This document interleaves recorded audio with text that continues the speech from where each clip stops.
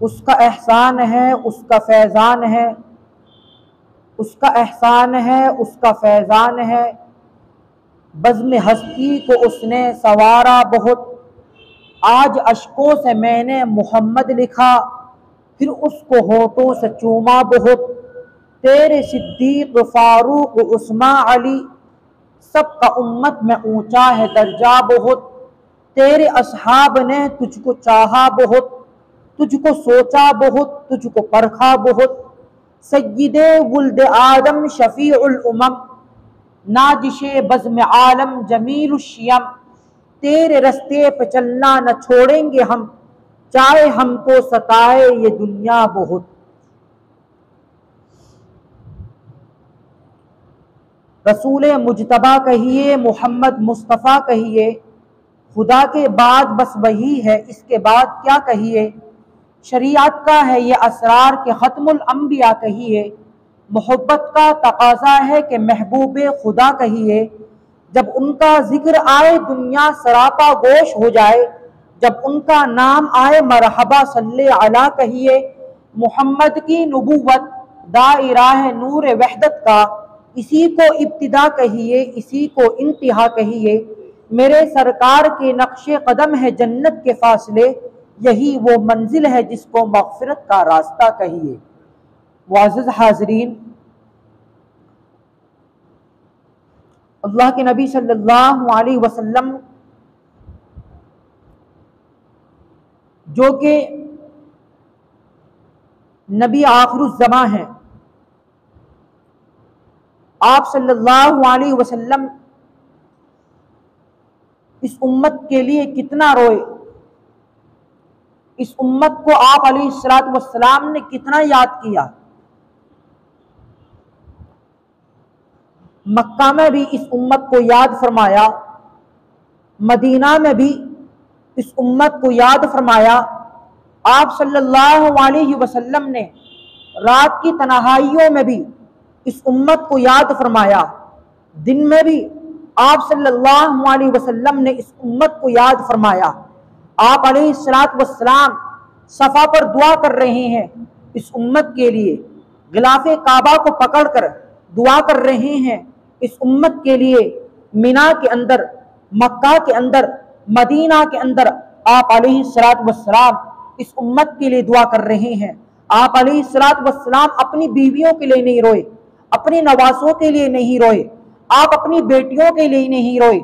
हालांकि आपको मालूम था मेरी बेटियों पर कैसा वक्त आएगा, मेरे नवासों पर कैसा वक्त आएगा, मेरे नवासों पर कैसे हालात आएंगे, ये सब आप अलैहिस्सलातु वस्सलाम को मालूम था।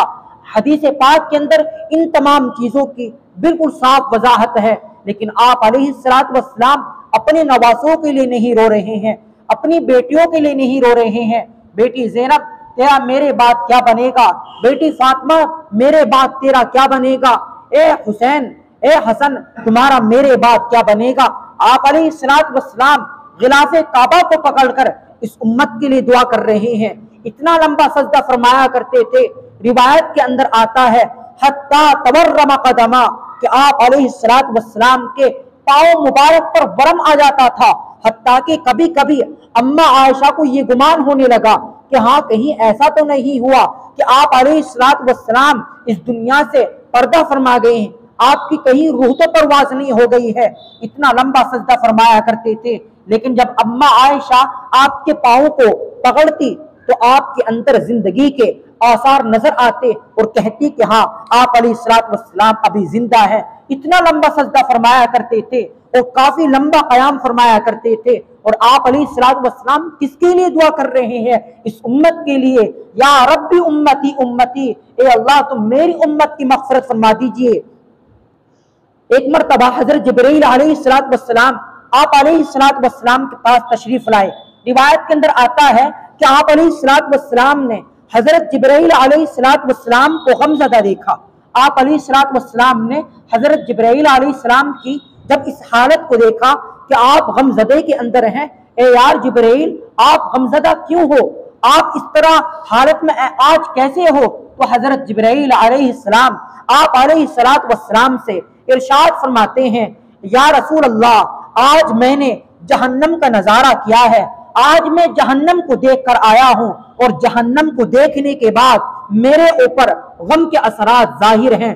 आप अलैहिस्सलातु वस्सलाम हजरत जिब्राइल अलैहिस्सलाम से पूछते हैं, ए यार जिब्राइल, आप जहन्नम के अंदर क्या देख कर आए हैं? हजरत जिब्राइल अलैहिस्सलाम आपको बतलाते हैं, या रसूल अल्लाह, सातवां तबका जो जहन्नम का आखिरी तबका है, उस तबके के अंदर इन्नल मुनाफिकीना फिद्दरकिल अस्फली मिनन नार, उस तबके के अंदर मुनाफिकीन जाएंगे। और जो छठा तबका है, जो सातवें से ऊपर तबका है, या रसूल अल्लाह, उस तबके के अंदर अल्लाह के साथ शिर्क करने वाले जाएंगे, मुशरिकीन जाएंगे। इससे ऊपर जो तबका पांचवा तबका है, या रसूल अल्लाह, उस पांचवें तबके के अंदर सूरज की, चांद की पूजा करने वाले जाएंगे। या रसूल अल्लाह, उस पांचवें तबके से ऊपर जो चौथा तबका है, उसमें आग की पूजा करने वाले जाएंगे। या रसूल अल्लाह, तीसरे तबके के अंदर यहूदी जाएंगे, दूसरे तबके के अंदर ईसाई जाएंगे। आप अलैहिस्सलातु वस्सलाम के सामने 6 तबकात का जिक्र कर दिया, लेकिन साथ जब पहले तबके पर पहुंचे, आपकी जबान बंद हो गई, आप नहीं बोले, आप खामोश हो गए। यार जिब्राइल, आप बताइए तो सही, पहले तबके के अंदर कौन जाएगा?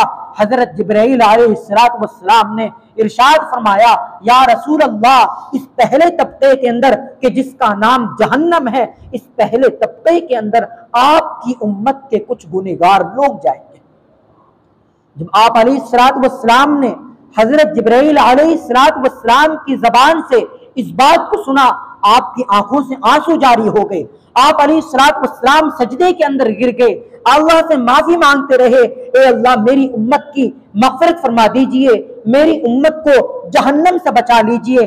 चुनांचे फिर ऐसे हालात आए, 3 दिन गुजर गए हैं। आप अलैहिस्सलातु वस्सलाम की ये 3 दिन ऐसे गुजरे, आप अलैहिस्सलातु वस्सलाम नमाज पढ़ाने के लिए जाते हैं, फौरन आप अपने कमरे के अंदर आ जाते हैं। ना ही कोई वाज़ नसीहत है, ना ही कहीं रुकना है, ना ही आप अपने घर के अंदर जा रहे हैं, ना किसी सहाबी से मुलाकात है। अगली नमाज का वक्त आता है, नमाज पढ़ाने के लिए मस्जिद नबवी के अंदर तशरीफ ले जाते हैं, नमाज पढ़ाते हैं, फौरन अपने कमरे के अंदर, अपने हुजरे के अंदर आ जाते हैं। ना ही नमाज के बाद कोई वाज़ो नसीहत, ना ही कोई बयान, ना ही किसी सहाबी से मुलाकात, ना ही अपने घर के अंदर तशरीफ ले जा रहे हैं। 3 दिन गुजर गए, आप अलैहिस्सलातु वस्सलाम सिर्फ नमाज पढ़कर अपने हुजरे के अंदर आ जाते हैं। सहाबे किराम को बड़ी फिक्र लायक हुई। चुनांचे हजरत अबू बकर सिद्दीक आप अलैहिस्सलातु वस्सलाम के हुजरे के बाहर दरवाजे पर खड़े हैं और कह रहे हैं, अस्सलामु अलैकुम वरहमतुल्लाह, लब्बैक या रसूल अल्लाह, ए अल्लाह के नबी सल्लल्लाहु अलैहि वसल्लम, आज आपके दरवाजे पर आपका गुलाम अबू बकर हाजिर है। लेकिन अंदर से कोई जवाब नहीं आया। हजरत अबू बकर समझने लगे कि हाँ, शायद आका मुझसे नाराज हैं, मुझसे कोई गलती हुई होगी, मुझसे कोई खता हुई होगी, जिसकी वजह से आका ने मेरे सलाम का जवाब नहीं दिया, आका ने मेरी बात का जवाब ना दिया, शायद मुझसे नाराज हैं। आप अलैहिस्सलातु वस्सलाम का इस खामोशी को सुनकर हजरत अबू बकर हजरत उमर के पास पहुंचते हैं। हजरत उमर से कहते हैं, भाई 3 दिन गुजर गए हैं, आप अलैहिस्सलातु वस्सलाम ना किसी से बोल रहे हैं, ना ही कोई वाज़ो नसीहत कर रहे हैं, अजीब सी कैफियत है। और भाई उमर, मैं आपके हुजरे के पास खड़े होकर मैंने आवाज दी है, आप अलैहिस्सलातु वस्सलाम ने मेरे सलाम का जवाब नहीं दिया। भाई उमर, शायद आका मुझसे नाराज हैं। भाई उमर, आप जाइएगा। चुनांचे हजरत उमर रजी अल्लाह तआला अन्हु आप अलैहिस्सलातु वस्सलाम के दरवाजे के बाहर खड़े हैं और वही कहते हैं, अस्सलामु अलैकुम वरहमतुल्लाह, लब्बैक या रसूल अल्लाह, ए आका, मैं आपके दरवाजे पर उमर हाजिर हूं। लेकिन अंदर से कोई जवाब नहीं आया। हजरत उमर भी समझ गए कि शायद आका मुझसे नाराज हैं, मुझसे कोई गलती हुई होगी, मुझसे कोई खता हुई होगी, जिसकी वजह से आका ने मेरी बात का जवाब ना दिया। आप रास्ते के अंदर जा रहे थे, आपकी मुलाकात होती है एक खूबसूरत सहाबी से जिसका नाम हजरत सलमान फारसी रजी अल्लाह अन्हु है।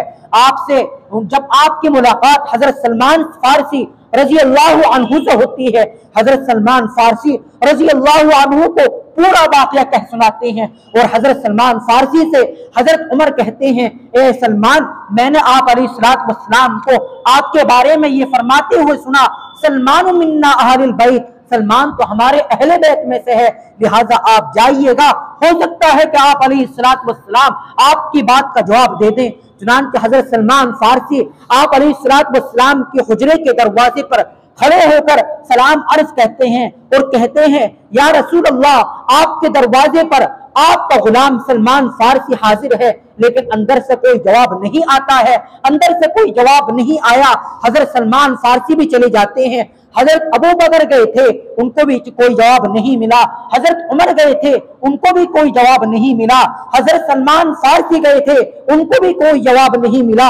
आपस में सहाबा को बड़ी फिक्र लाहिक हो रही थी, आज महबूब को क्या हो गया है, आज आका को क्या हो गया है। 3 दिन गुजर चुके, कोई बाजो नसीहत भी नहीं है, कोई बोलचाल भी नहीं है, ना ही घर जा रहे हैं, ना ही रास्ते के अंदर मुलाकात हो रही है। चुनांचे सहाबा किराम का मशवरा बनता है, हजरत अली रजी अल्लाह ताला अन्हु को भेजा जाए। हजरत अली रजी अल्लाह ताला अन्हु से कहा गया, हजरत अली ने इसका ये हल निकाला, आप खुद नहीं गए बल्कि आप अपने घर के अंदर जाते हैं। हजरत फातिमा ज़हरा रजी अल्लाह ताला अन्हा से कहती हैं, वो फातिमा कि जिसके बारे में आप अलैहिस्सलाम ने इरशाद फरमाया था, फातिमा तो बिज़अतुम मिन्नी, फातिमा तो मेरे जिगर का टुकड़ा है। हजरत फातिमा ज़हरा रजी अल्लाह अन्हा से हजरत अली फरमाते हैं, ऐसा ऐसा वाकया है, आप अलैहिस्सलाम 3 दिन गुजर गए हैं, ना ही कोई वाज़ नसीहत, ना ही कोई मुलाकात, ना ही कोई बातचीत है, लिहाजा आप जाइएगा।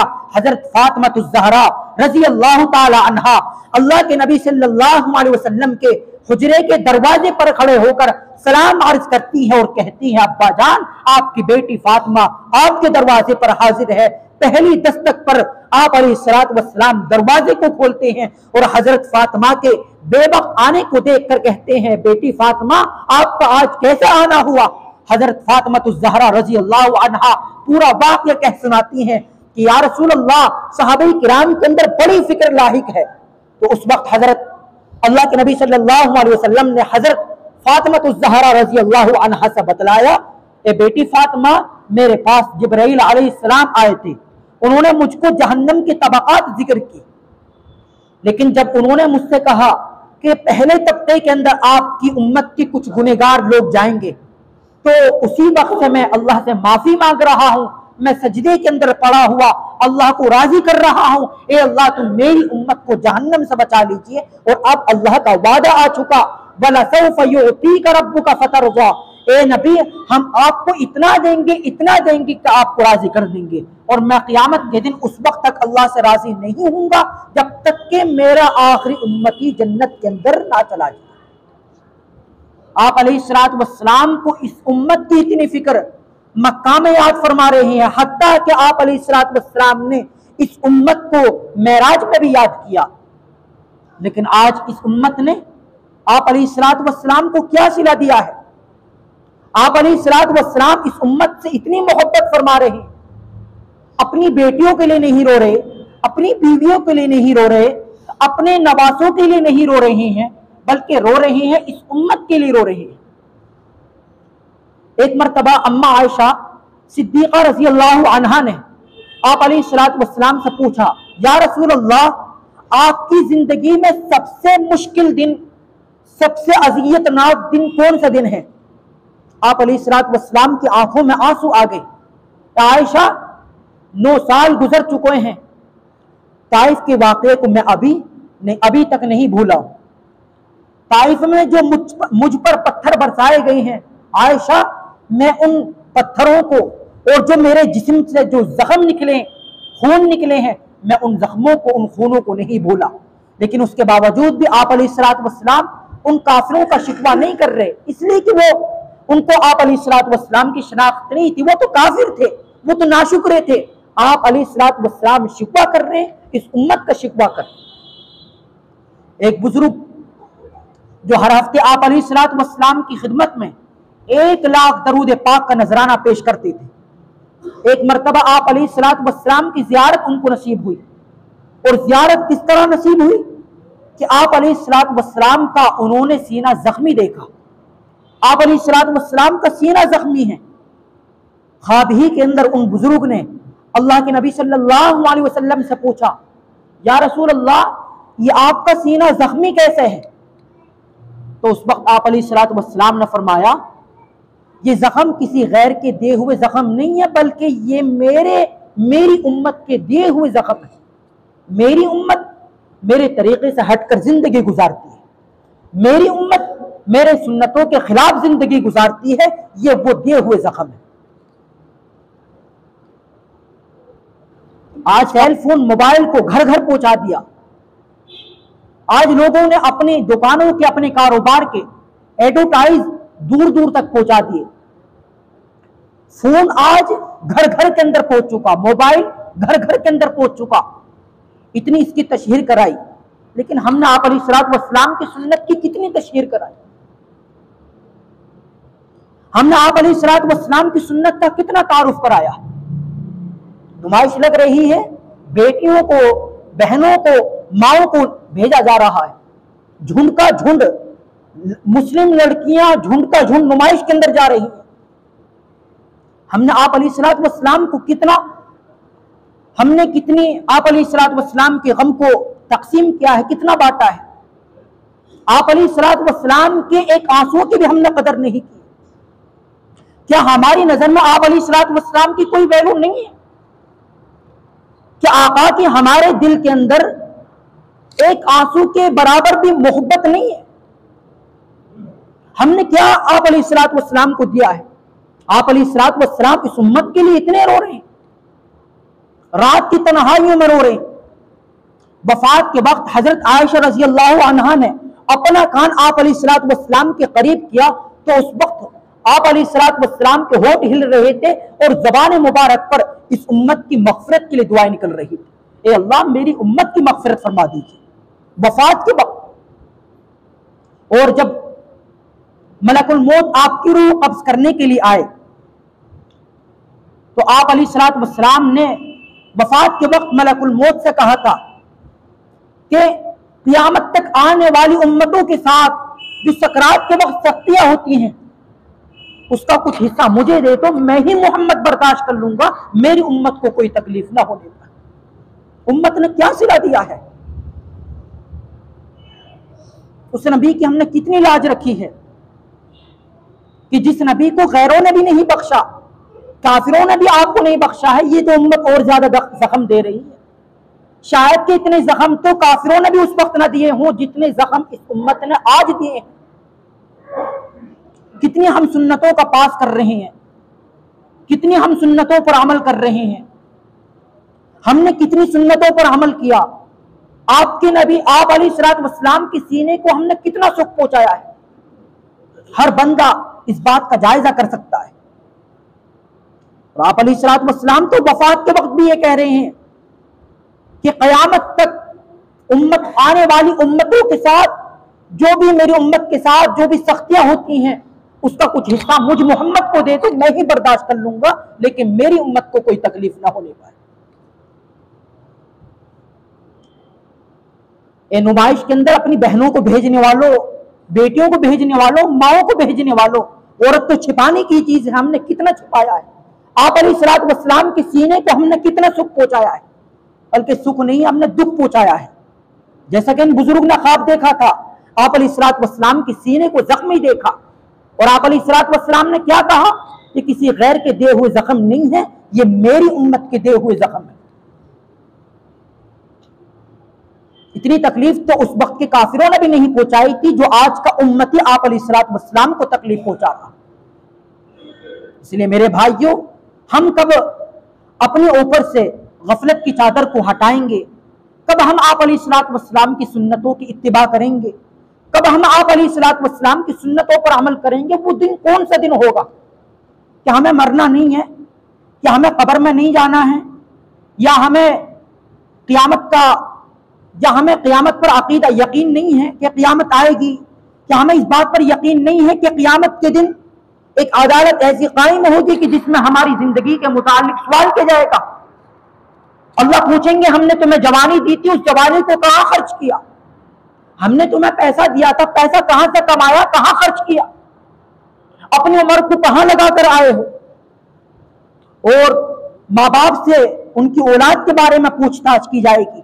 अला कुल्लुकुम राइन व कुल्लुकुम मस्ऊलुन अन रइयतिही।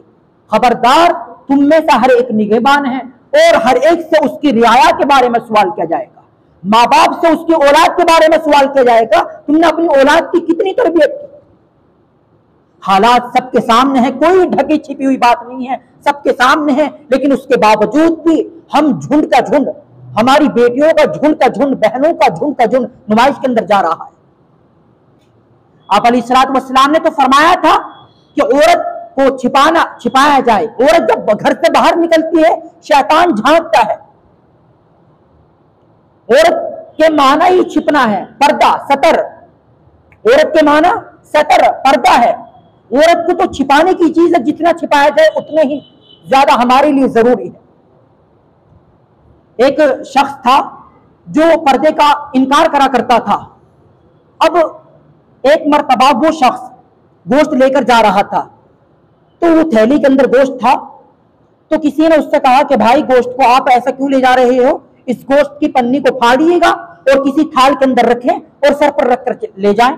वो कहने लगा कि अगर मैं इसको अपने सर पर रखकर ले जाऊंगा, चील उड़ाकर चील ले जाएगा, कौवा ले जाएगा, कुत्ते चिपट जाएंगे, तो इसलिए मैं इसको हिफाजत के तौर पर पॉलिथीन के अंदर मैं इसको रखकर ले जा रहा हूं।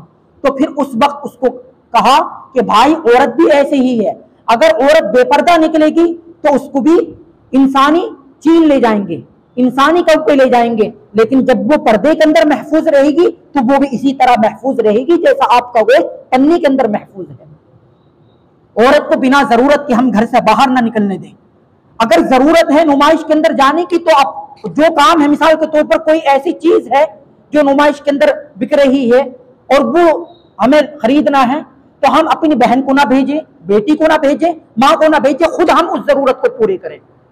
हम खुद जाएं और उस चीज को लाएं, लेकिन अल्लाह के वास्ते हम इस चीज पर जरूर रोक लगाएं। अल्लाह से दुआ है, अल्लाह रब्बुल इज्जत हमें अमल करने की तौफीक नसीब फरमाए और अपने प्यारे नबी सल्लल्लाहु अलैहि वसल्लम की एक एक सुन्नतों पर अमल करने की तौफीक नसीब फरमाए।